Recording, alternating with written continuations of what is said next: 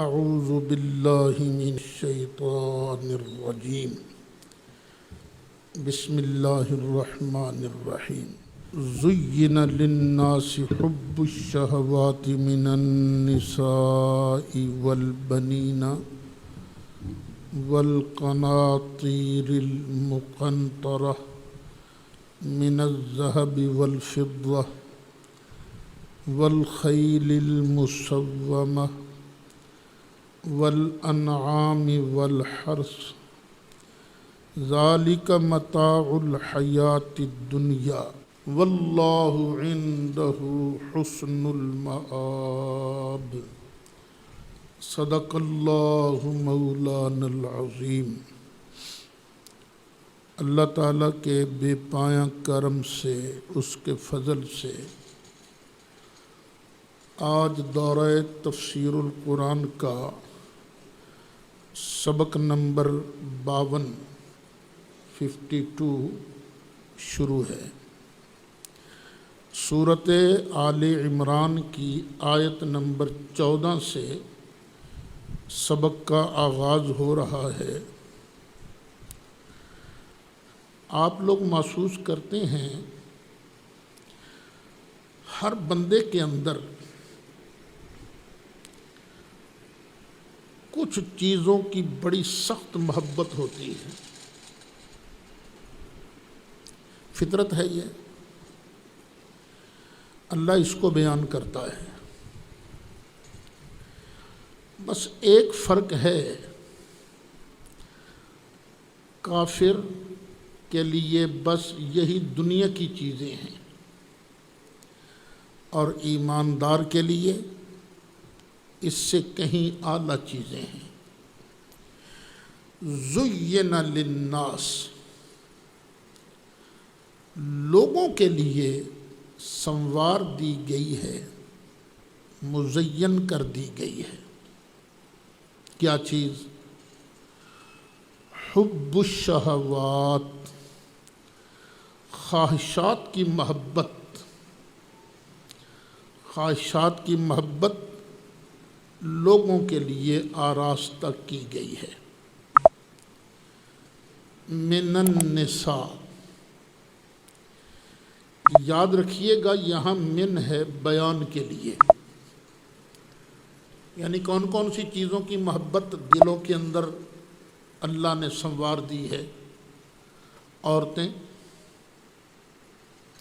عورت کی محبت دل کے اندر بڑی شدید ہوتی ہے۔ والبنین، اور بیٹوں کی، اولاد کی محبت بڑی سخت ہوتی ہے۔ جن کے ہاں اولاد نہیں ہوتی وہ بیچارے مارے مارے پھرتے ہیں، دعا کیجیے اللہ بیٹا دے، دعا کیجیے اللہ بیٹا دے۔ محبت ہے تبھی تو اس کے لیے دعائیں ہو رہی ہیں۔ والقناطیر المقنطرہ، اور ڈھیروں کے ڈھیر۔ کس چیز کے ڈھیر؟ من الذهب والفضہ، سونے اور چاندی کے۔ بندے کا دل کرتا ہے میرے پاس اتنا سونا ہو۔ چلو آج کل تو سونا سنبھالنا بھی ذرا مشکل ہے، دل کرتا ہے میرے بینک اکاؤنٹ کے اندر اتنے روپے ہوں، اتنی کرنسی ہو۔ یہ محبت ہے نا مال کی۔ والخیل المسومہ، اور مسومہ گھوڑوں کی محبت بھی مزین کی گئی ہے۔ مسومہ کا ایک معنی ہے نشان زدہ، جس پر نشان لگایا گیا ہو۔ گھوڑے کئی کاموں کے لیے ہوتے ہیں، سفر کے لیے بھی ہوتے ہیں، جہاد کے لیے بھی ہوتے ہیں، لوگ پالتے بھی ہیں، بزنس بھی کرتے ہیں، چراگاہوں میں چھوڑے جاتے ہیں وہ۔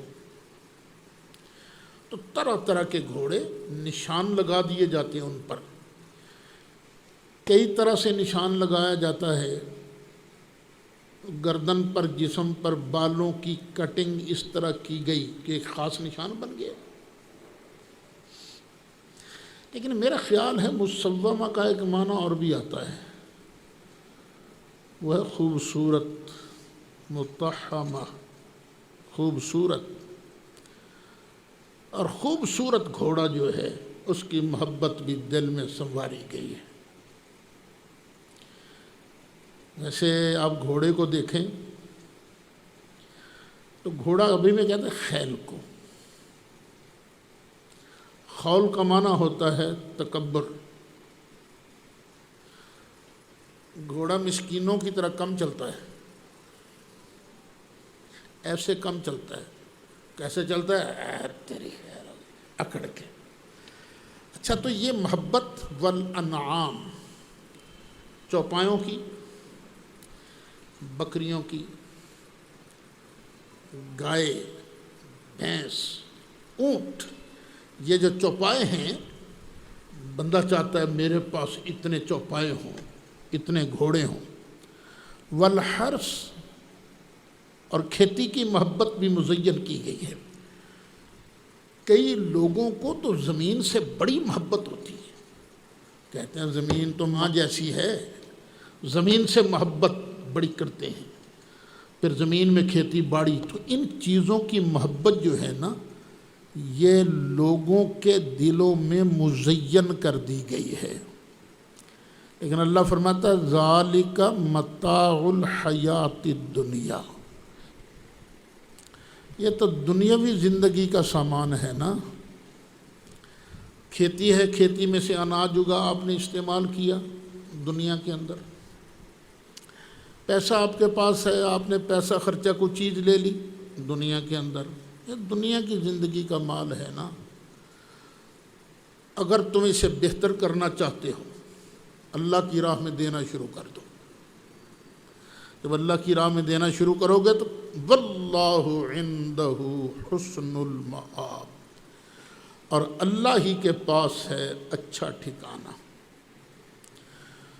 قل، محبوب فرما دیجئے، اُنَبِّئُکُم بِخَیْرٍ مِّن ذَلِکُم، کیا میں تمہیں ان سے بہتر چیز نہ بتاؤں؟ وہ ہے کن کے لیے؟ لِلَّذِينَ اتَّقَوْا، ان لوگوں کے لیے جنہوں نے پرہیزگاری کو اختیار کیا۔ عند ربہم، ان کے رب کے پاس ہے کیا؟ کیا ہے ان کے رب کے پاس؟ جنات، باغات ہیں، تجری من تحتہا الانہار، ان کے نیچے سے نہریں جاری ہیں۔ نہر دریا کو بھی کہتے ہیں، لیکن جنت میں دریا نہیں ہوں گے، نہریں ہوں گی، کیونکہ نہر خوبصورت ہوتی ہے، اور دریا جو ہے خوبصورت لگتا ہے کہیں کہیں سے، لیکن نہر کو اگر بنایا گیا ہو نا تو بڑی خوبصورت لگتی ہے۔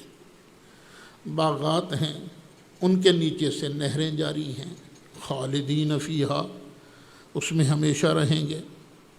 وَأَزْوَاجٌ مُطَہَّرَةٌ، اور وہاں بیویاں ہوں گی بڑی پاک صاف ستھری۔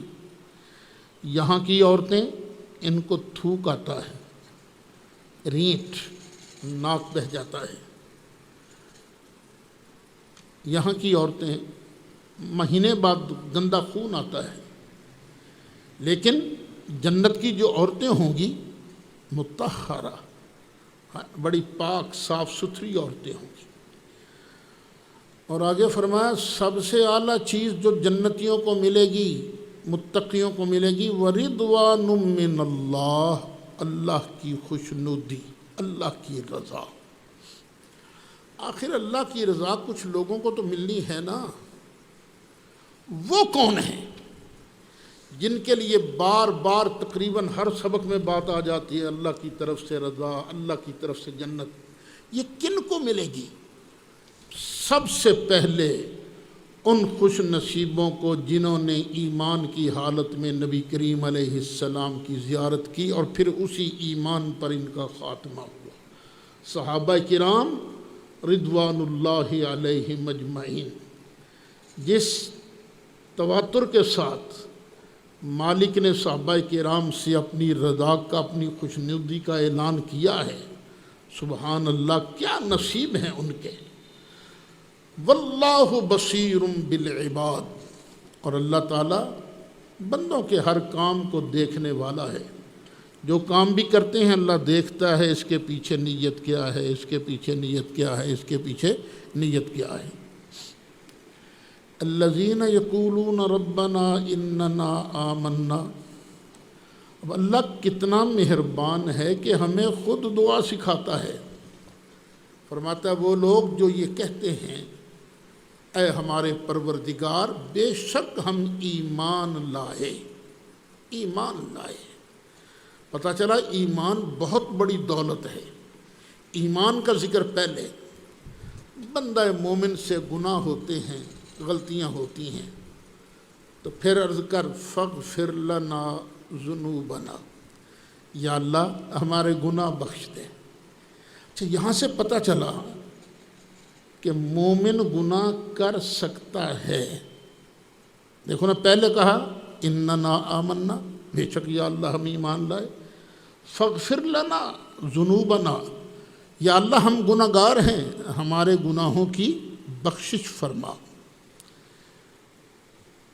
یہ تو کہہ سکتا ہے کہ ہم گناہ گار ہیں، یہ نہیں کہہ سکتا کہ ہم بے ایمان ہیں۔ نا، ایمان تو بہت بڑی دولت ہے بندے کے پاس۔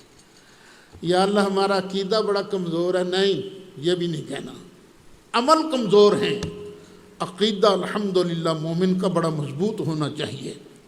وقنا عذاب النار، اور یا اللہ ہمیں جہنم کی عذاب سے بچا۔ الصابرین والصادقین والقانتین۔ اچھا، یہ جو ہے نا صابرین، صادقین، قانتین، منفقین، مستغفرین، یہ سارے معطوفات سے مل کر یہ تابع بن رہا ہے للذین اتقوا کا۔ او پرہیزگاروں کے لیے، پرہیزگار کون ہیں؟ صبر کرنے والے، والصادقین، سچ بولنے والے، والقانتین، فرما بردار، ادب کرنے والے، والمنفقین، اور اللہ کی راہ میں خرچ کرنے والے، والمستغفرین بالاسحار، اور سحری کے وقت اللہ کی بارگاہ میں بخشش طلب کرنے والے۔ اب دیکھیے اللہ تعالیٰ ان کی مدح کر رہا ہے، صبر کرنے والوں کی بھی، سچ بولنے والوں کی بھی، فرما برداری کرنے والوں کی، ادب کرنے والوں کی بھی، اللہ کی راہ میں خرچ کرنے والوں کی بھی۔ اور صرف مستغفرین نہیں کہا، بلکہ ایک وقت کی ساتھ قید لگائی، والمستغفرین بالاسحار، سحری کے وقت استغفار کرنے والوں کی۔ تو یہ جو سحری کا وقت ہے یہ اللہ کو بڑا پسند ہے، بڑا پسند ہے۔ اس وقت اللہ تعالیٰ نزول فرماتا ہے، کہتا ہے کوئی مجھ سے بخشش طلب کرنے والا تاکہ میں اس کو بخشوں؟ تو اللہ توفیق دے تو اس وقت اٹھ کر اللہ کی بارگاہ میں بندہ سر بھی جھکائے اور رو رو کے اللہ کی بارگاہ میں دعا بھی مانگے۔ پھر آگے اللہ فرماتا شاہد اللہ، اللہ نے گواہی دی ہے، کس بات کی؟ انہو لا الہ الا ہو، کہ بے شک اس کے علاوہ کوئی عبادت کے لائق نہیں۔ اللہ نے اس بات کی گواہی دی، اور ہر چیز نے بھی گواہی دی، کس کی؟ اسی کی، اس نے اپنی گواہی دی۔ والملائکۃ، اور فرشتوں نے بھی گواہی دی۔ اب دیکھو فرشتوں کا مقام کتنا ہے، اللہ نے اپنی گواہی کے ساتھ فرشتوں کی گواہی کا ذکر کیا۔ پتہ چلا فرشتے جو ہیں بڑے مکرم ہیں، بڑے معظم ہیں، اور آگے وَأُولُو الْعِلْمِ، اور صاحبان علم نے بھی گواہی دی، جو علماء ربانیین ہیں۔ اب ان کا درجہ دیکھو علماء ربانیین کا، اللہ ان کا ذکر اپنے اور اپنے مقدس فرشتوں کے ساتھ کر رہا ہے، تو اللہ تعالیٰ ہمیں ان علماء ربانیین کا کشف بردار بنائے۔ یہ جو اولو العلم ہے نا، ان کی صحبت میسر آئے تو بندے کو غنیمت سمجھنا چاہیے۔ یاد رکھیے گا، عالم ربانی وہ ہے جس کے پاس بیٹھنے کے بعد دل میں نبی کریم علیہ السلام کی محبت میں اضافہ ہو۔ یہ ایک نقطے کی بات یاد رکھ لینا، جس بندے کے پاس بیٹھ کر سرکار کی محبت میں کمی آئے، سمجھ لینا یہ عالم ربانی نہیں ہے۔ عالم ربانی کون ہے؟ جس کے ساتھ بیٹھ کر، جس کی بات سن کر دل میں سرکار کی محبت پیدا ہو۔ 98 میں مجھے انگلینڈ جانا نصیب ہوا، بلایا ساتھیوں نے۔ وہاں ایک جگہ ہے سٹاکٹن، نماز تراویح کے بعد وہاں جو منزل پڑھی جاتی تھی اس کا خلاصہ بیان کرتا تھا میں۔ 3-4 دن گزرے، میں نے دیکھا دوران تفسیر ایک ساتھی رو رہا ہے، داڑھی رکھی ہے ماشاءاللہ، رو رہا ہے۔ میں نے دل میں سوچا کوئی رونے والی بات تو نہیں تھی، نہ میں کوئی ترنم لگا رہا، آرام سے سیدھی باتیں کر رہا تھا، اور لوگ بھی بڑے حیران ہو کر اس کی طرف دیکھ رہے تھے۔ بعد میں سلام پڑھا، سلام کے دوران بھی رو رہا تھا۔ پھر مجھے ملا، بڑی محبت سے ملا، مجھے کہنے لگا جی آج مجھے مسلمان بھی کیجیے اور مجھے اپنا مرید بھی کیجیے۔ میں نے کہا تو ہے کون بھائی؟ اجی میرا نام اشفاق ہے، میں وہابی، ڈاکٹر اسرار کا مرید۔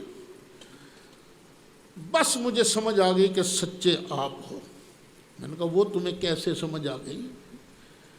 کہنے لگا جی میں جب دوسروں کی تقریریں سنتا ہوں نا تو میرے دل سے نبی کریم علیہ السلام کی محبت کم ہوتی ہے، لیکن جب سے تو آیا ہے تیری تقریر سنتا ہوں، تیری تقریر سن کر دل میں سرکار کی محبت بڑھتی ہے۔ بس میں نے اندازہ لگا لیا ہے کہ سچے تم ہی ہو۔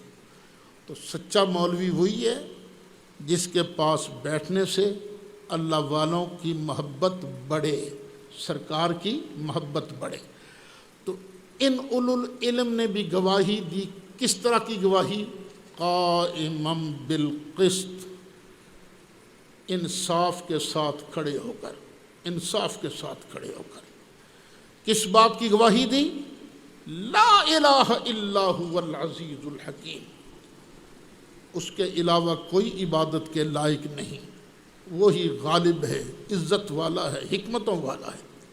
اب دیکھیے اللہ طرح طرح اپنی توحید کی دعوت دے رہا ہے۔ اوے کہیں ایسے نہ ہونا میری عبادت سے سر کو ادھر ادھر نہ پٹکنا، نہ، عبادت صرف میری کرنی ہے، بس میری عبادت ہے، کسی اور کی عبادت نہیں۔ شاید مثال میں نے دی تھی کہ آپ نے کسی آدمی کو اپنی فیکٹری کا مینیجر لگایا کہ چل بھائی تو کام لے لوگوں سے تاکہ پروفٹ آئے، اور سارا دن بڑی محنت کرے، ورکروں کا دھیان رکھے، مال آ رہا ہے، مال جا رہا ہے، سارا دھیان رکھے، لیکن چھٹی سے آدھا گھنٹہ پہلے وہ ساری کمائی اٹھا کر کسی اور کو دے دے۔ اب بتاؤ وہ مالک کو اچھا لگے گا؟ نہیں اچھا لگے گا۔ یہی ہے اللہ تعالیٰ کہتے ہیں میں نے تمہیں جسم دیا، میں نے تمہیں جان دی، میں نے تمہیں ہوش و حواس دیے، میں نے تمہیں اولاد دی، میں نے تمہیں رہنے کے لیے مکان دیا، اور جب عبادت کی باری آئی تو کسی اور کو، میں تو تمہیں نہیں چھوڑوں گا، بس اسی کو نوازوں گا جو میرا بن کے رہے گا، جو یہ گواہی دے کہ اللہ کے علاوہ کوئی عبادت کے لائق نہیں، کیونکہ یہی گواہی اللہ نے دی ہے، یہی گواہی فرشتوں نے دی ہے، اور یہی گواہی اہل علم نے انصاف کے ساتھ قائم ہو کر دی ہے۔ ان الدین عند اللہ الاسلام، بے شک دین اللہ کے ہاں مقبول صرف اسلام ہے۔ یہ پہلے میں آپ کو بتا چکا ہوں کہ اندہ کبھی کبھی قبول کے معنی میں آتا ہے، بل احیاء عند ربہم، یہ شہید زندہ ہیں، اپنے رب کو بڑے پیارے ہیں۔ اسی طرح ان الدین عند اللہ الاسلام، بے شک اللہ کو پیارا دین صرف اسلام ہے۔ حضرت آدم علیہ السلام سے لے کر اسلام چلتا آیا، اسلام چلتا آیا۔ وَمَا اخْتَلَفَ الَّذِينَ أُوتُوا الْكِتَابَ، پھر اب پھوٹ شروع ہو گئی۔ جو تو اسی سیدھے رستے پر رہے، اسی سیدھے رستے پر، وہ تو جائیں گے جنت کے اندر۔ اب جنہوں نے درمیان میں سے شاخیں نکالی، پکڈنڈیاں نکالی، ادھر ادھر رستے نکالے، پھوٹ تو انہوں نے ڈالی ہے نا، اور نہیں اختلاف کیا الذین اوتوا الکتاب، جن کو کتاب دی گئی، الا من بعد ما جاءہ العلم، مگر علم کے آ جانے کے بعد۔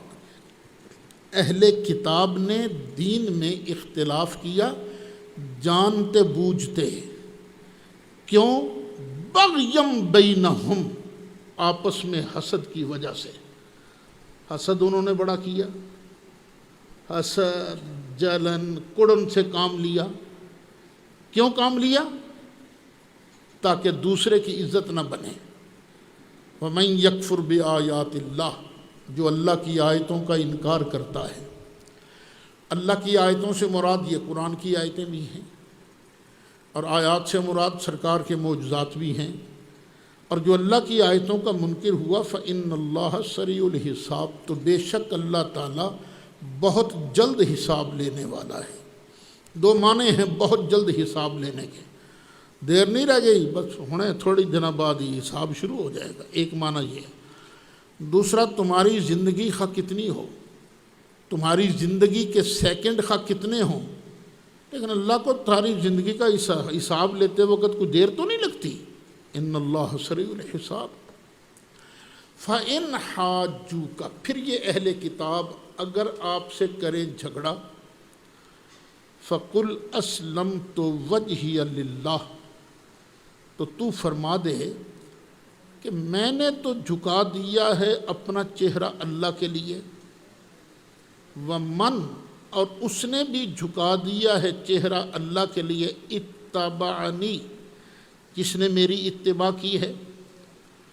وَقُلْ لِلَّذِينَ أُوتُوا الْكِتَابَ، اور کہہ دیجئے ان کو جن کو کتاب دی گئی، اہل کتاب کو بھی کہہ دیجئے، وَالْأُمِّيِّينَ، اور یہ جو مکے والے ہیں نا ان پڑھ، ان سے بھی کہہ دیجئے، اسلمتم، کیا تم نے بھی سر کو جھکایا ہے، اللہ کی فرما برداری کی ہے؟ فَإِنْ أَسْلَمُوا، پھر اگر انہوں نے سر کو جھکایا ہے، فَقَدْ اهْتَدَوْا، پھر تو وہ سیدھی راہ پا گئے۔ وَإِنْ تَوَلَّوْا، اور اگر انہوں نے منہ پھیرا، فَإِنَّمَا عَلَيْكَ الْبَلَاغُ، تو بے شک آپ کے ذمے تو حکم پہنچانا ہے۔ وَاللَّهُ بَصِيرٌ بِالْعِبَادِ، اور اللہ تعالیٰ بندوں کے اعمال کو دیکھ رہا ہے، جو کچھ یہاں کرتے ہیں اللہ سب کچھ دیکھ رہا ہے۔ ان الذین یکفرون بآیات اللہ، جو لوگ اللہ کی آیتوں کا انکار کرتے ہیں، وَيَقْتُلُونَ النَّبِيِّينَ بِغَيْرِ حق، اور نبیوں سے ناحق لڑتے ہیں۔ میں ترجمہ کر رہا ہوں لڑنے کا، لڑتے ہیں نبیوں سے، یہ پہلا مرتبہ ہوتا ہے لڑنا، اور آخری مرتبہ کیا ہوتا ہے لڑائی کا؟ قتل کر دینا۔ وہ صرف آخری جرم ہی نہیں ان کا، نبیوں کے سامنے آواز بلند کرنا، نافرمانی کرنا، یہ بھی بری بات ہے۔ تو جو لوگ اللہ کی آیتوں کا انکار کرتے ہیں اور ناحق پیغمبروں کو شہید کرتے ہیں، لڑتے ہیں، وَيَقْتُلُونَ الَّذِينَ يَأْمُرُونَ بِالْقِسْطِ مِنَ النَّاسِ، اور نبیوں کے ساتھ کچھ لوگ ہوتے ہیں نا جو حق کی گواہی دیتے ہیں، ان سے بھی لڑتے ہیں، ان کو بھی قتل کرتے ہیں۔ فَبَشِّرْهُمْ بِعَذَابٍ أَلِيمٍ، چل محبوبہ پھر دے ان کو بشارت دردناک عذاب کی۔ کبھی کبھی اس طرح کا لفظ بطور طنز بھی، چل تینوں پھر مبارک ہوئے 35 لتر مبارک تمہیں، فبشرہم، جس طرح کچھ لوگوں کو اللہ کہے گا نا جہنم میں، ذق لیلہ سعاد انک انت العزیز الکریم، کیوں تو دنیا میں یوں بنا کرتا تھا، کرم والا، عزت والا بنا کر، چل اب سعاد لے لے۔ اسی طرح ہے فبشرہم اولئک الذین حبطت اعمالہم فی الدنیا والآخرہ وما لہم من ناصرین۔ مکے والے کہا کرتے تھے ہم تو بڑے اچھے لوگ ہیں، بڑی خدمات کرتے ہیں، نیک کام کرتے ہیں، حاجی حج کے لیے آتے ہیں، ہم انہیں کھانا کھلاتے ہیں، ہم انہیں پانی پلاتے ہیں، ہم ان کے لیے سہولتیں میسر کرتے ہیں۔ تو اللہ تعالیٰ نے ارشاد فرمایا اولئک الذین حبطت اعمالہم فی الدنیا، یہ وہ لوگ ہیں جن کے سارے عمل ضائع ہو گئے دنیا میں بھی، والآخرہ، اور آخرت میں بھی ان کو کچھ نہیں ملے گا، وما لہم من ناصرین، اور ان کے لیے کوئی مددگار نہیں ہوگا۔ بار بار قرآن پڑھ کے آپ کو سنا رہا ہوں، مددگار کن کا نہیں ہوگا؟ کافروں کا۔ ایمان والوں کے مددگار ہوتے ہیں، ایمان والوں کے مددگار ہوتے ہیں۔ یہ بولی نہیں بولنی کہ اللہ کے علاوہ کوئی مددگار ہے ہی نہیں، یہ نہیں کہنا، بلکہ یوں کہنا ہے اللہ کی عطا کے بغیر، اللہ کے اذن کے بغیر کوئی کسی کا مددگار نہیں۔ اور جب اللہ کا اذن ہوتا ہے پھر نبی بھی مددگار ہوتے ہیں، ولی بھی مددگار ہوتے ہیں، مومن بھی ایک دوسرے کے مددگار ہوتے ہیں۔ الم تر الی الذین اوتوا نصیبا من الکتاب یدعون الی کتاب اللہ لیحکم بینہم۔ نبی کریم علیہ السلام ایک مرتبہ یہودیوں کے مدرسے میں تشریف لے گئے۔ سرکار نے فرمایا میں وہ ہوں جس کی بشارت تورات کے اندر ہے۔ ان کا نہیں جی آپ کا ذکر تو تورات میں ہے ہی نہیں۔ فرمایا لاؤ تورات لاؤ، ہم تورات میں سے اپنی نشانیاں تمہیں بیان کرتے ہیں۔ تو انہوں نے انکار کر دیا، وہ تورات لانے سے، پیش کرنے سے انکار کر دیا۔ یا ایک مرتبہ یوں ہوا کہ ان کے ایک معزز عورت نے یا آدمی نے زنا کا ارتکاب کیا، کیس سرکار کے پاس آ گیا، نبی کریم علیہ السلام سے کہا گیا جی آپ فیصلہ کر دو۔ فرمایا ابھی شادی شدہ تھا، اس کی سزا تو رجم ہے نا، پتھر مار مار کے مار دیں گے۔ وہ کہیں گے جی توبہ توبہ، اتنا ظالمانہ قانون؟ فرمایا ظالمانہ ہے یا عادلانہ یہ تو الگ بات ہے، یہ تو تورات کے اندر بھی ہے۔ وہ عبداللہ بن سوریہ ان کا بہت بڑا مولوی تھا، وہ کہیں گے جی بالکل کوئی نہیں، تورات کے اندر کوئی نہیں ہے۔ فرمایا لاؤ تورات آئی نا، کھولی، فرمایا پڑھو یہاں سے۔ اور وہ جو یہودی مولوی تھا نا بڑا خبیث تھا، اس نے آیت رجم پڑھنا یوں انگلی رکھ کے نا اوپر نیچے سے پڑھنا شروع کر دیا۔ حضرت عبداللہ بن سلام بھی پاس تھے، انہوں نے جیسے کیا اوے ہاتھ چوک کے پڑھ، تو نیچے آیت رجم موجود تھی۔ ان الم تر الی الذین اوتوا نصیبا من الکتاب، کیا آپ نے ان کو نہیں دیکھا جنہیں کتاب کا ایک حصہ دیا گیا تھا؟ یدعون الی کتاب اللہ، اللہ کی کتاب کی طرف بلائے جاتے تھے لیحکم بینہم، تاکہ وہ ان کے درمیان فیصلہ کرے، یہ تورات جو ہے۔ ثم یتولی فریق منہم، پھر ان میں سے ایک گروہ منہ پھیر کے چلا گیا، وہم موردون، اور وہ ہیں ہی منہ پھیرنے والے۔ ذالکہ، یہ جرت ان کے اندر کیوں پیدا ہوئی کہ ہم کتاب اللہ کو نہیں مانتے؟ آپ دیکھیں نا، کسی عام آدمی کے سامنے قرآن شریف کھول کر کہا جائے نا بیٹے یہ مسئلہ دیکھ یوں لکھا ہے، وہ کانپ جاتا ہے، انکار نہیں کرتا۔ لیکن ان کو مولوی آ جائے آگے سے، ان کو دیکھو سرکار کی شان کے بارے یہ آیت لکھی ہوئی ہے، تو اب وہ کوئی مولوی صاحبان ایسے ہوتے ہیں وہ اکھڑ جاتے ہیں، لے سرکار دے پلے شے ہی کوئی نہیں، اور تو کہتا ہے پلے شے، یہ لکھا انا اعطیناک الکوثر، یہ لکھا ہے، لیکن وہ کیا کرتے ہیں؟ بس ضد کی وجہ سے انکار کرتے جاتے ہیں۔ ذالک بانہم، یہ جرت ان کو کیوں ہوئی؟ اس لیے کہ قالو، انہوں نے دعویٰ کیا تھا لن تمسنا النار، ہرگز ہمیں آگ نہیں چھوئے گی، الا ایاما معدودات، مگر گنتی کے وہ دن جن دنوں میں ہمارے باپ داداؤں نے بچھڑے کو پوجا تھا، بس زیادہ ہمیں پھینٹا لگا بھی تو اتنے دن ہی اللہ نے ہمیں جہنم میں رکھنا، اس سے زیادہ نہیں۔ وغرہم فی دینہم، اور دھوکہ دیا ان کو ان کے دین میں، کس چیز نے؟ ما کانوا یفترون، جو وہ اپنی طرف سے چیزیں گھڑ گھڑ کے پیش کیا کرتے تھے۔ ہم نے دیکھا ہے جلسوں کے اندر بھی کئی مرتبہ لوگ کھڑے ہو جاتے ہیں، سوا جی قرآن کیا لکھا جی، سانو فلانے مولوی ہے دسیا سی، حالانکہ قرآن میں نہیں ہوتا، مولوی صاحبان خود ہی گھڑ کے اللہ کے ذمے لگا دیتے ہیں۔ تو آج تو یہ کر رہے ہیں کہ کتاب اللہ کے اندر تحریف کرتے ہیں، سرکار کی شانوں کو چھپاتے ہیں، فکیفا، پھر کیا نظارہ ہوگا؟ اذا جمعناہم لیوم، جب ہم ان کو جمع فرمائیں گے اس دن کے لیے، لا ریب فیہ، جس میں کوئی شک نہیں، جس نے آ کے رہنا ہے، ووفیت، اور پورا پورا دیا جائے گا۔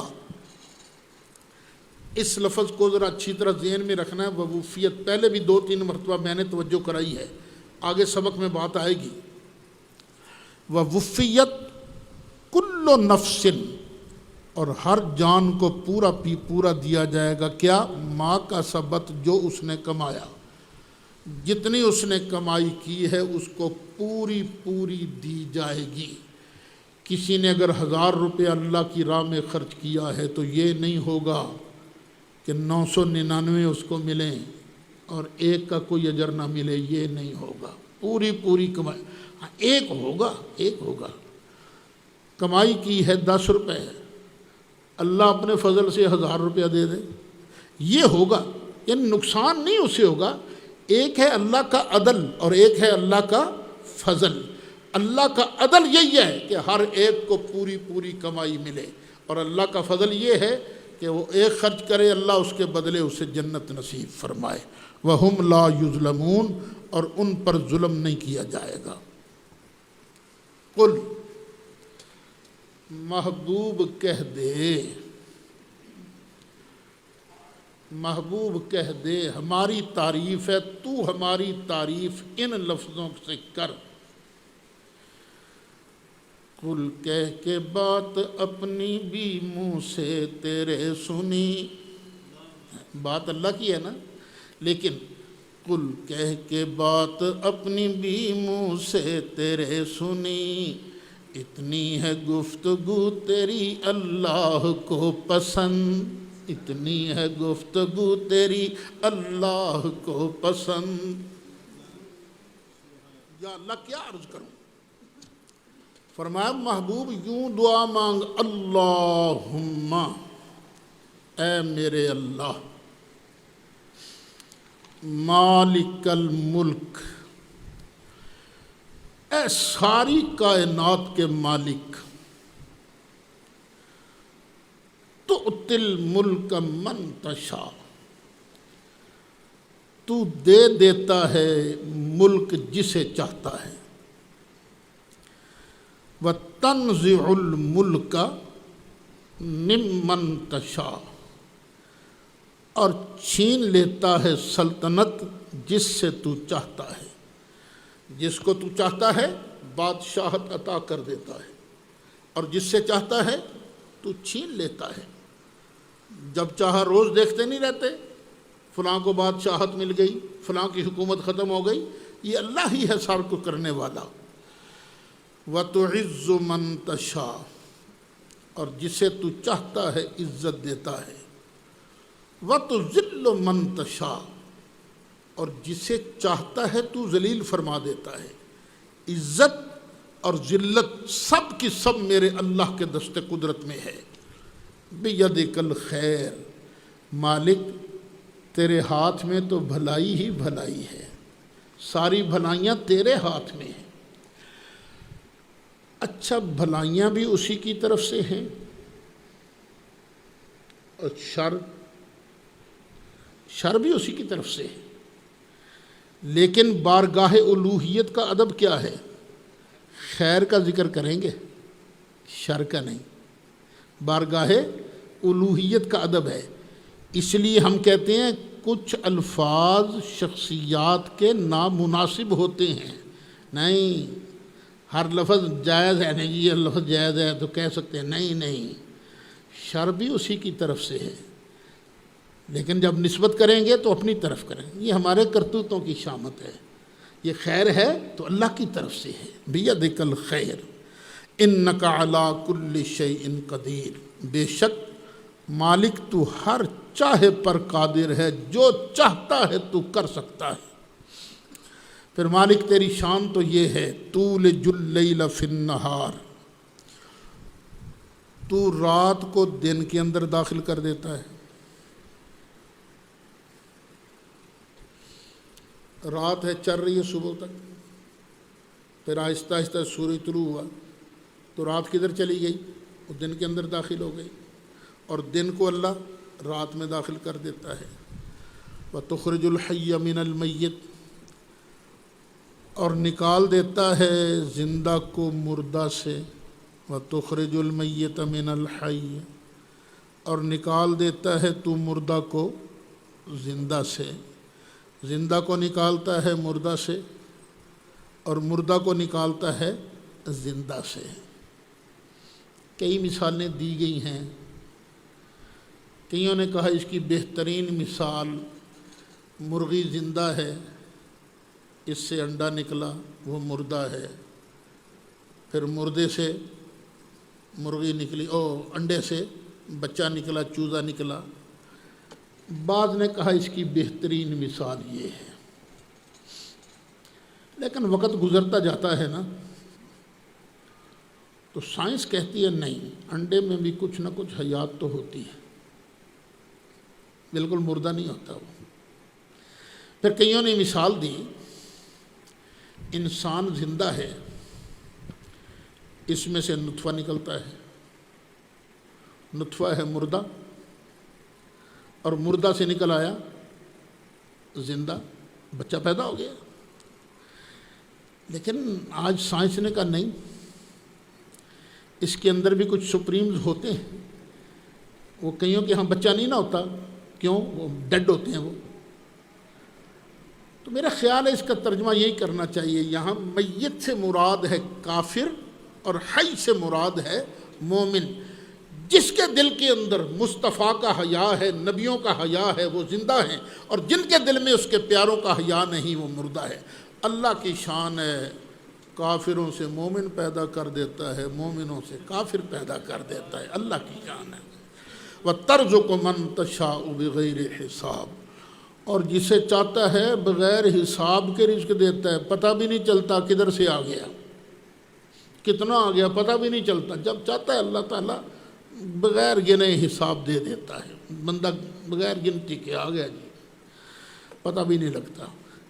اور یہ مثال سب سے زیادہ مولویوں پیروں پر فٹ آتی ہے، پتہ بھی نہیں ہوتا، توقع بھی نہیں ہوتی، بیٹھے بیٹھے السلام علیکم لو جی پیسے آ گئے جی۔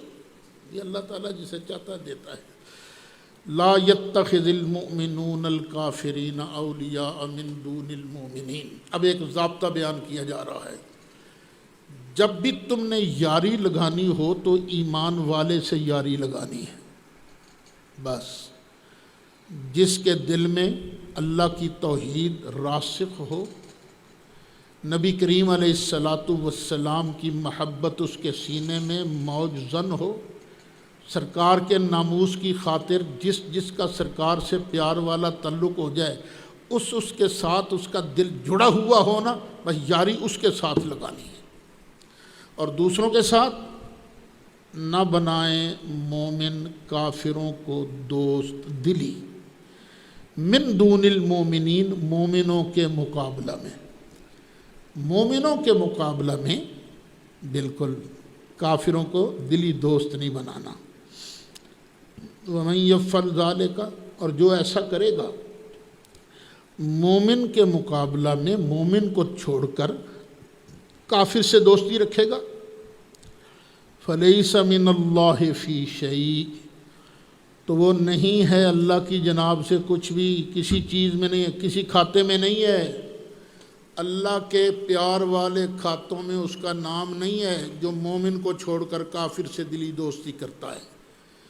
اللہ، ایک بات ہے، ان تتقوا منہم تقاہ، کہ تم اگر ان سے کچھ ڈر محسوس کرو تو پھر اپنا بچاؤ کرنا ہے تو کر لو۔ اب محلے میں ہیں، مثلا کوئی آدمی پھنس گیا، قادیانیوں کے محلے میں رہنے لگ گیا، یہودیوں کی بستی میں رہنے لگ گیا، عیسائیوں کی بستی میں رہنے لگ گیا۔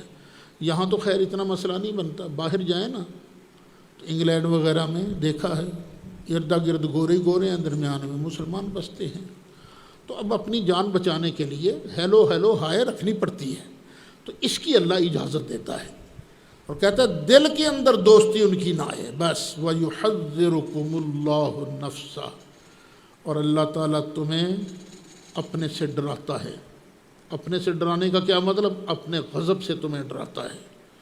وَإِلَى اللَّهِ الْمَصِيرُ، آخر آنا تو اللہ کی بارگاہ میں ہے نا، اللہ کی طرف ہی پلٹ کے جانا ہے۔ اچھا، یہاں یہ بات یاد رہے، شیعہ حضرات الا ان تتقوا منہم تقاہ سے اپنا تقیہ ثابت کرتے ہیں، وہ تقیہ بنتا نہیں۔ یہاں تو صرف اس چیز کی اجازت دی گئی ہے، تیری جان کو خطرہ ہے، تیرے مال کو خطرہ ہے، تو ہیلو ہیلو ہائے ہائے کر لو تم ان کے ساتھ، لڑنے کا تو فائدہ نہیں ہے نا، بس اتنی اجازت دی گئی ہے۔ لیکن ان کا تقیہ کیا ہے؟ سچ کو جان بوجھ کر اندر رکھنا اور لوگوں کو دھوکہ دینے کے لیے اوپر سے جھوٹ بولنا۔ جو ان کے نزدیک سچ ہے وہ اندر، جو ان کے نزدیک جھوٹ ہے وہ زبان پر۔ صحابہ کرام کے بارے میں ان کے دل کے اندر بغض ہے، لیکن ہمارے سامنے کبھی آئیں گے ہیں جی ایسے ہم صحابہ کے بڑے عزت کر رہے ہیں، رضوان اللہ علیہم اجمعین۔ وہ ملی یکجہتی کونسل بنی، اس میں حضرت مولانا شاہ احمد نورانی صدیقی رحمۃ اللہ علیہ وہ چیئرمین بنے، اور ایک شیعہ وہ پتہ ہے حضرت کو کیا کہہ رہا تھا؟ حضرت ہم نے صدیقی کے ہاتھ پر بیعت نہیں کی، صدیق کے ہاتھ پر بیعت کی ہے۔ نورانی صاحب قبلہ صدیقی تھے نا خاندان کے، اب وہ کہہ رہے ہیں ہم نے صدیقی کے ہاتھ پر بیعت نہیں کی، صدیق کے ہاتھ پر بیعت کی ہے۔ اور ایک دوسرا خبیث شیعہ بیٹھا تھا، وہ کہتا تھا تقیہ تقیہ نہیں، ان کا تقیہ تو پتہ نہیں کیا ہے۔ امام جعفر صادق کی طرف منسوب کر دیا، وہ فرماتے ہیں لا ایمان لمن لا تقیۃ لہ، الا لا ایمان لمن لا تقیۃ لہ۔ اور بندہ بڑا بے ایمان ہے جو تقیہ نہیں کرتا۔ ایک گر کی بات آپ کو بتا دیتا ہوں، کسی شیعہ کے ساتھ آپ کا ہو مناظرہ تو گفتگو شروع ہونے سے پہلے آپ اس سے بڑے پیار سے پوچھ لو، حضرت اب میدان مناظرہ میں آپ تقیہ کرو گے یا نہیں؟ اگر کہے تقیہ کروں گا، آپ کہیے حضرت پھر تو آپ جھوٹ ہی بولو گے نا، سچ تو بولو گے ہی نہیں۔ اگر وہ کہے میں تقیہ نہیں کروں گا تو پھر آپ کہہ دیں پھر تو آپ شیعہ ہی نہیں ہیں، کیونکہ ان تسعۃ اعشار الدین فی التقیہ، دین کے 10 حصے ہوں تو 9 حصے تقیہ کرنے میں، صرف 2 چیزوں میں تقیہ نہیں ہو سکتا، باقی ہر چیز کے اندر تقیہ ہے۔ اور وہ 2 چیزیں کیا ہیں؟ ایک موزوں پر مسح کرنا، ایک رات کو پیالے کے اندر پانی ڈال کے نا، چھوارے ڈال کے، صبح پانی میٹھا ہو جاتا ہے نا، اسے کہتے ہیں نبیذ تمر۔ بس ان 2 چیزوں کے اندر تقیہ نہیں ہے، باقی ہر چیز کے اندر تقیہ ہے۔ شیعہ دا تقیہ بھی تکڑا ہے بھئی۔ قل ان تخفوا ما فی صدورکم او تبدوہ یعلمہ اللہ، محبوب فرما دیجئے کہ اگر تم چھپاؤ اس چیز کو جو تمہارے اندر ہے، تمہارے سینوں میں ہے، یا ظاہر کر دو، پاویں تقیہ کرو پاویں نہ کرو، یعلمہ اللہ، اللہ سب کچھ جانتا ہے، یعلم ما فی السماوات و ما فی الارض، جو کچھ آسمانوں میں ہے اور جو کچھ زمین میں ہے سب کچھ جانتا ہے، واللہ علی کل شیء قدیر، اور اللہ ہر چیز پر قادر ہے۔ یوم تجد کل نفس ما عملت من خیر محضرا، قیامت کا دن آئے گا، یہاں دنیا میں جس کسی نے کوئی اچھا کام کیا ہے وہ اس کو سامنے حاضر پائے گا، نیکیاں اس کے سامنے موجود ہوں گی۔ یہ بھی ہو سکتا ہے نیکیاں من مونی صورت کے اندر اس کے سامنے آ جائیں، اس کا دل ان چیزوں کی طرف ہے، پھسلے، کیا اچھی چیز ہے بھی۔ اور اسی طرح وما عملت من سوء، اور آج جس جان نے جو بھی برا کام کیا ہے وہ اس کو بھی حاضر پائے گا۔ کچھ حدیثوں میں آتا ہے نا، وہ کنجوس جو زکوٰۃ نہیں دیتا، یہ گناہ ہے نا اس کا، یہ برائی ہے اس کی، تو اس کو گنجے سانپ کی شکل میں دیکھے گا۔ اور ایک جگہ وَمَن يَعْمَلْ مِثْقَالَ ذَرَّةٍ خَيْرًا يَرَهُ، اور جو آدمی یہاں دنیا کے اندر کوئی بھی نیکی کرتا ہے قیامت کے دن دیکھے گا، اور جس نے یہاں ذرا بھی گناہ کیا اس کو بھی وہاں دیکھے گا۔ جب اس کے سامنے برائی آئے گی اس کی ہوئی، تودو، تو اس وقت وہ چاہے گا، لو ان بینہا، کاش اس گناہ کے درمیان، و بینہ، اور اس کے اپنے درمیان، امدم بعیدا، دور کا فاصلہ ہوتا، میں دے نیڑے بھی نہ لگتا، کاش میں کیوں اس کرتوت کے اندر پھنسا، میں نے کیوں یہ گناہ کیا۔ اللہ فرماتا ہے میں اب آج تمہیں وَيُحَذِّرُكُمُ اللَّهُ نَفْسَهُ، اور ڈراتا ہے تم کو اللہ اپنے عذاب سے، اپنے آپ سے ڈراتا ہے، وگرنہ واللہ رؤوف بالعباد، اللہ بندوں پر تو بڑا مہربان ہے، بڑا مہربان ہے اللہ تعالیٰ۔ لیکن 2 چیزیں ہیں، اللہ کی رحمت کی امید بھی اور اللہ کے عذاب کا ڈر بھی، بس دونوں چیزیں ہوں تو اس کا نام ہے ایمان، الایمان بین الخوف والرجاء۔ یہودی کہتے تھے ہمیں اللہ سے بڑا پیار ہے، عیسائی کہتے تھے ہمیں اللہ سے بڑا پیار ہے، یہودی کہتے تھے ہمیں اللہ سے پیار ہے اسی لیے تو ہم عزیر علیہ السلام کو جو اس کے بیٹے ہیں ان کو معبود مانتے ہیں، عیسائی کہتے تھے ہمیں اللہ سے بڑا پیار ہے اسی لیے تو ہم اللہ کے بیٹے عیسیٰ علیہ السلام کو معبود مانتے ہیں۔ تو نبی کریم علیہ السلام سے اللہ نے کہا محبوب کل ان کو کہہ دے، اے ان کنتم تحبون اللہ، اگر تم اللہ سے محبت کرتے ہو تو پھر کیا کرو؟ فاتبعونی، تم میں مصطفیٰ کی اتباع کرو، بس میرے سچے مرید بن جاؤ۔ جب تم میری سنت پر عمل کرو گے تو ہوگا کیا؟ یحببکم اللہ، آج تم اللہ سے پیار کرتے ہو، پھر اللہ تم سے پیار کرے گا۔ پہلے تم محب ہو، پھر تم محبوب بن جاؤ گے۔ وَيَغْفِرْ لَكُمْ ذُنُوبَكُمْ، اور پھر اللہ تعالیٰ تمہارے گناہ بھی بخش دے گا۔ بندے سے ہو جاتے ہیں نا گناہ، اللہ گناہ بخش دے گا۔ واللہ غفور الرحیم، اور اللہ تعالیٰ بخشنے والا مہربان ہے۔ قل، فرما دیجئے، اطیعوا اللہ والرسول، جنت میں جانا ہے نا، ایک ہی کام کرنا پڑے گا، اللہ کی بھی اطاعت کرو اور رسول اللہ کی بھی اطاعت کرو۔ اللہ کے حکم کو بھی مانو اور نبی کریم علیہ السلام کے حکم کو بھی مانو۔ فَإِن تَوَلَّوْا، پھر اگر لوگ منہ پھیریں، فَإِنَّ اللَّهَ لَا يُحِبُّ الْكَافِرِينَ، تو بے شک اللہ تعالیٰ کافروں سے محبت کرنے والا نہیں ہے، اللہ پسند نہیں کرتا کافروں کو۔ اچھا، یہ بات پھر یاد رکھنا، قل اطیعوا اللہ والرسول، اطاعت کس کی کرنی ہے؟ اللہ کی اور اس کے رسول کی صلی اللہ علیہ وسلم۔ ہمیں تانا دیا جاتا ہے وہابیہ کی طرف سے، تم اللہ رسول کو چھوڑ کر ابو حنیفہ کی اطاعت کرتے ہو، تم تو عیسائیت کے منکر ہو۔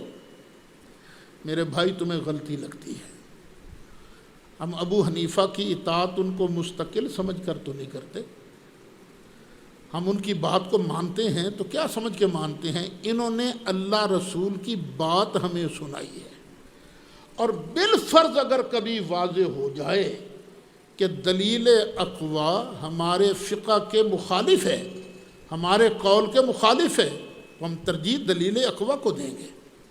اسی لیے بے شمار آپ ہدایہ اٹھا کر دیکھیں، اقوال موجود ہوتے ہیں، لیکن فتویٰ کبھی صاحبین کے قول پر ہوتا ہے، کبھی کسی ایک امام کے قول پر ہوتا ہے، امام صاحب کے قول پر فتویٰ نہیں بھی ہوتا۔ تو ہم اللہ کی اطاعت کرتے ہیں اور اللہ کے رسول کی اطاعت کرتے ہیں، اور امام کی تقلید کس لیے کرتے ہیں؟ ہم کسی ماہر کی رہنمائی میں کتاب و سنت پر عمل کرتے ہیں۔ ان اللہ اصطفیٰ آدم، بے شک اللہ نے چن لیا ہے آدم کو، ونوحًا، اور نوح کو، وآل ابراہیم، اور ابراہیم کی آل کو، وآل عمران، اور عمران کی آل کو، علی العالمین، پوری کائنات پر، پوری کائنات پر ہم نے ان کو چن لیا ہے، ان کو فضیلت دی ہے۔ پتہ چلا بندہ اگر کسی اپنے بڑے نیک بڑے کے طریقے پر ہو تو اس کو اس کا فائدہ پہنچتا ہے، لیکن اگر طریقے پر نہیں تو خواہ سرکار کا ہی بیٹا کیوں نہ ہو، سرکار کی ہی نسل میں سے کیوں نہ ہو، اگر وہ سرکار کا نہیں بنتا، سرکار کی مخالفت کرتا ہے، تو اس کو پھر یہ نسب فائدہ نہیں دے گا۔ نسب فائدہ کس کو دے گا؟ جو ان کے طریقے پر چلنے والا ہوگا۔ کل میں نے بتایا تھا کہ عمران نام کے دو آدمی گزرے ہیں، ایک جناب ہارون اور جناب موسیٰ علیہ السلام کے والد، اور ایک حضرت سیدہ مریم کے والد۔ ذریۃ بعضھا من بعض، ایک نسل ہے ایک دوسرے میں سے۔ یہ جو آل عمران ہیں یہ بھی آل ابراہیم ہیں، یہ جو آل ابراہیم ہیں یہ نوح علیہ السلام کی اولاد ہیں، نوح علیہ السلام آدم علیہ السلام کی اولاد ہیں۔ ذریۃ بعضھا من بعض واللہ سمیع علیم، اور اللہ تعالیٰ سننے والا جاننے والا ہے۔ اذ قالت امرأۃ عمران رب انی نذرت لک ما فی بطنی محررا، یاد کرو نا وہ وقت جب کہا تھا عمران کی بیوی نے، اے میرے رب، انی نذرت لک، بے شک میں نے تیرے لیے منت مانی ہے، ما فی بطنی، جو کچھ میرے پیٹ میں ہے نا، محررا، یہ خالص تیری خدمت کے لیے آزاد رہے گا، تیرے گھر کی خدمت کرے گا. دل میں تھا لڑکا پیدا ہوگا، بیت المقدس کا خادم بناؤں گی. فتقبل منی، یا اللہ میری طرف سے اس کو قبول فرما لے. انک انت السمیع العلیم، بے شک تو سننے والا ہے، جاننے والا ہے. فلما وضعتها، پھر جب عمران نے، عمران کی بیوی نے اس لڑکی کو جنا، قالت، عرض کیا، رب انی وضعتها انثی، اے میرے رب میں نے تو لڑکی جنی ہے، لڑکی پیدا ہوئی ہے. آگے ہے جملہ معترضہ، واللہ اعلم بما وضعت، اللہ خوب جانتا ہے جو اس نے جنا ہے. ولیس الذکر کالانثی، اگر لڑکا بھی ہوتا نا تو اسے لڑکی جیسا نہ ہوتا. جو لڑکا مانگا ہے نا، اس کو کیا پتہ اس لڑکی کی شان کیا ہے. وَإِنِّي سَمَّيْتُهَا مریم، اب پھر آگے مریم کی ماں کی بات آ گئی. اور بے شک میں نے نام رکھا ہے اس کا مریم. مریم کا معنی ہے خادمہ، خدمت کرنے والی. وَإِنِّي أُعِيذُهَا بِكَ، یا اللہ میں اس کو تیری پناہ میں دیتی ہوں. وَذُرِّيَّتَهَا، اور اس کی اولاد کو بھی تیری پناہ میں دیتی ہوں. اسی وقت پتہ تھا کہ اس کے ہاں اولاد بھی ہوگی، اسی وقت پتہ تھا. یہ لوگ کہہ دیتے ہیں نا کوئی غیب کی بات نہیں جانتا. دیکھو قرآن کیا کہہ رہا ہے. یہ نہ کہا کرو کہ کوئی غیب کی بات نہیں جانتا. غیب کی بات وہ ضرور جانتا ہے جس کو اللہ بتلا دیتا ہے. من الشیطان الرجیم، مردود شیطان کے مکروں سے اس کو تیری پناہ میں دے. حدیث شریف میں آتا ہے کہ جب کوئی بچہ پیدا ہوتا ہے نا تو شیطان خبیث آن کے نا چٹکی بھرتا ہے، اس طرح انگلی چبوتا ہے جس سے بچہ روتا ہے. لیکن چونکہ ماں نے کہا تھا نا یا اللہ میں اس کو اور اس کے بچے کو تیری پناہ میں دیتی ہوں، تو شیطان کا وار ادھر نہیں چل سکا، ادھر نہیں چل سکا. نہ حضرت سیدہ مریم روئیں، نہ حضرت سیدنا عیسیٰ علیہ السلام روئیں. فتقبلها ربها بقبول حسن، تو قبول کر لیا اس بچی کو، اس بچی کے رب نے اچھا قبول کرنا. وَأَنبَتَهَا، اور اس کو پروان چڑھایا. نباتًا حسنا، اچھا پروان چڑھانا. وَكَفَّلَهَا زَكَرِيَّا، اور کفالت میں دے دیا اس کو زکریا علیہ السلام کی. یعنی زکریا علیہ السلام کو ان کا نگران، پرورش کارندہ بنایا، پرورش کرنے والا. وہ آگے آ رہی ہے بات. یہ بچی تھی منظورہ، اس کی منت مانی ہوئی تھی. اب بیت المقدس کے جتنے رہبان تھے 27 بیان کیے جاتے ہیں، سب کی خواہش تھی کہ میں اس کی پرورش کروں کیونکہ یہ بڑے نام والی ہوگی. تو قرہ میں قرہ اندازی کی گئی. قرہ اندازی کس طرح کی گئی؟ پانی آ رہا ہے نا، ندی کا پانی آ رہا ہے، تو اپنے اپنے قلم چھوڑ دو. جس کا قلم نہ بہے اوپر کو جائے وہ اس کی کفالت کرے گا. تو زکریا علیہ السلام کے ذمے سیدہ مریم کی کفالت آئی. کلما دخل علیہا زکریا المحراب، جب بھی حضرت زکریا علیہ السلام حضرت مریم کے پاس آتے محراب میں، محراب سے مراد یہ محراب نہیں، حجرہ، جو حجرہ حضرت مریم کے لیے وقف تھا نا، اس میں جب کبھی آتے وجد عندہا رزقا، پاتے ان کے پاس رزق ان کے پاس پاتے ہے. بے موسمہ پھل ان کے پاس ہوتا. یعنی بے موسمہ پھل حضرت سیدہ مریم کے پاس ہونا یہ حضرت مریم کی کرامت ہے. قال یا مریم انا لک ھذا، کہا اے مریم یہ تیرے پاس کہاں سے آیا؟ قالت، جواب دیا، ہوا من عند اللہ، یہ اللہ کی طرف سے ہے. اے خالو جان، جس اللہ نے آپ کے سر پر نبوت کا تاج سجایا ہے یہ انہی کی طرف سے ہے. ان اللہ یرزق من یشاء بغیر حساب، بے شک اللہ تعالیٰ جسے چاہتا ہے بغیر حساب کے عطا فرماتا ہے۔ میں شاید 91 میں یا 92 میں حیدرآباد گیا تھا دورہ تفسیر القرآن پڑھانے کے سلسلہ میں۔ میں بھی جوان تھا اس وقت، کتنے سال ہو گئے اس کو، 30 سال، 91-92 کو تقریباً 30 سال، 29-30 سال۔ جوان تھا، ہمت بھی تھی، وقت بھی دے سکتا تھا۔ پہلے تو کلاس کے اندر ہی چلتا تھا سلسلہ، یہ سوال کا جواب، یہ سوال کا جواب، یہ سوال کا جواب۔ پھر جہاں میری رہائش تھی لطیف آباد میں، جامعہ محمودیہ، تو وہاں بھی ساتھی آ جاتے تھے، اس سوال کا جواب کیا ہے۔ تو وہاں ایک مرتبہ ایک مفتی صاحب آئے، کہنے لگے حضرت ایک سوال بڑی دیر کا اٹکا ہوا ہے، بڑوں سے پوچھا ہے تسلی نہیں ہوئی، آپ بھی فرما دیجئے۔ میں نے کہا جی آپ ارشاد فرمائیے، اگر جواب آتا ہوا تو عرض کر دوں گا۔ کہنے لگا جناب جب بندہ مومن قبر میں جائے گا،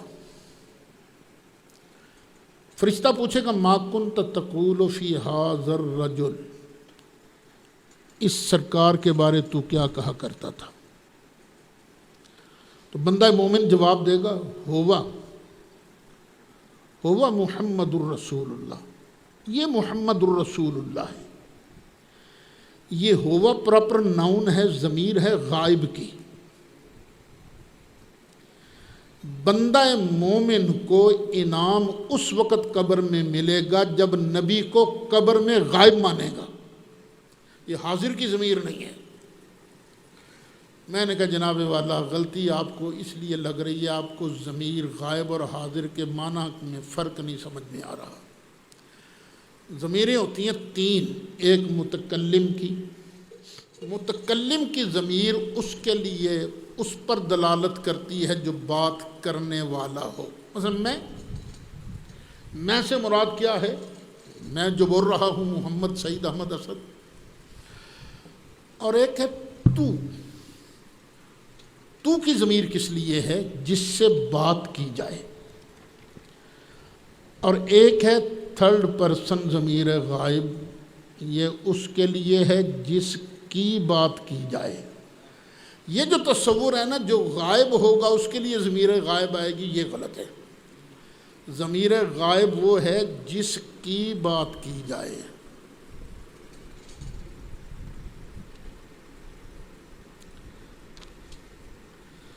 یہ کیا رکھا ہے بھائی؟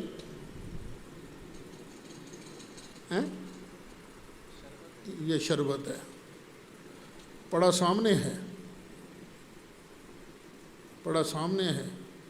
یہ چیزیں کیا ہیں؟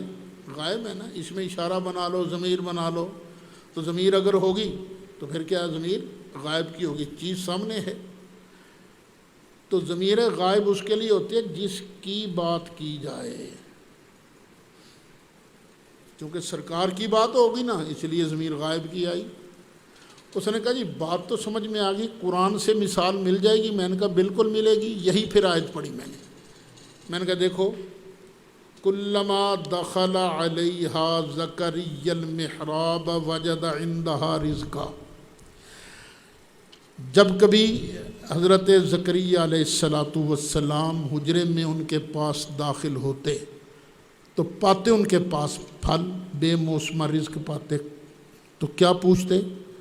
قال یا مریم انا لک ھذا، یہ تیرے پاس کہاں سے آئے؟ سوال میں ہے ھذا، ادھر ہے ما کنت تقول فی ھذا الرجل، سوال میں ھذا، اور ادھر جواب کیا دے رہی ہیں حضرت سیدہ مریم؟ قالت ہوا من عند اللہ، خالو جی جس کی بات کر رہے ہو نا یہ اللہ کی طرف سے ہوا، پھل سامنے پڑا ہے، اور ضمیر کیسی بیان ہو رہی ہے؟ ضمیر غائب۔ اسی طرح سرکار قبر کے اندر انشاءاللہ جلوہ فرما ہوں گے، کیونکہ بات سرکار کی ہو رہی ہوگی نا، اس لیے سعید اسد بڑے ادب سے کہے گا ہوا محمد الرسول اللہ، اور مر کے پہنچے ہیں یہاں اس دل ربا کے واسطے۔